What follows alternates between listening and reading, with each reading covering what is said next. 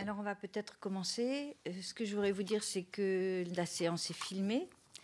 On a beaucoup de nos collègues qui ne sont pas là parce qu'il y a certains votes importants et qu'il faut être dans l'hémicycle. Et aujourd'hui, c'est la transition énergétique, donc la loi sur la transition énergétique. On a beaucoup de collègues qui s'intéressent justement au problème de la viticulture, mais qui sont un petit peu obligés d'être dans l'hémicycle. Mais comme tout sera filmé, certains vont pouvoir le suivre en direct et d'autres le regarderont bien sûr en différé. Tout d'abord, je vous remercie sincèrement de votre participation à cette table ronde.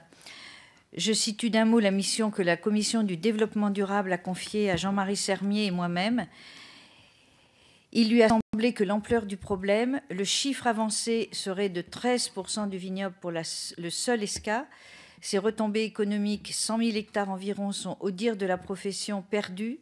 Sa complexité scientifique, les risques que présente Xylella fastidiosa, dite maladie des oliviers, dont il est souhaitable qu'elle ne se transforme pas en maladie de Pierce, c'est-à-dire qu'elle n'atteigne pas la vigne, justifier une véritable attention de la part de l'Assemblée nationale.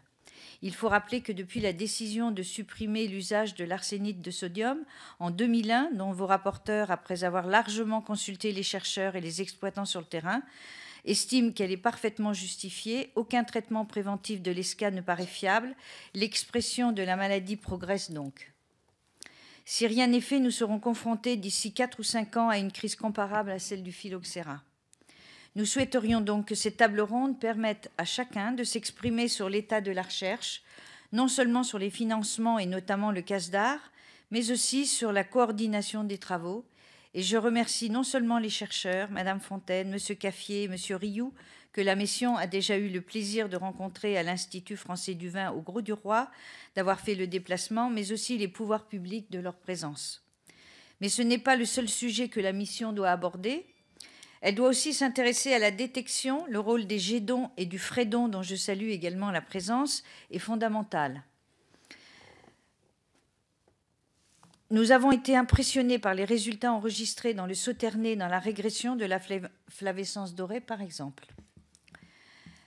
Vous êtes venus nombreux pour débattre de ces sujets. Je remercie chacun d'entre vous, en particulier l'OIVin, le ministère de l'Agriculture, France Agrimaire et la profession représentée par les vignerons indépendants. Mais nous devons prochainement rencontrer le président de l'Office interprofessionnel de Bourgogne et les représentants de la profession dans le Jura. Je vais laisser Jean-Marie Sermier, mon collègue, compléter et je reprendrai très brièvement la parole.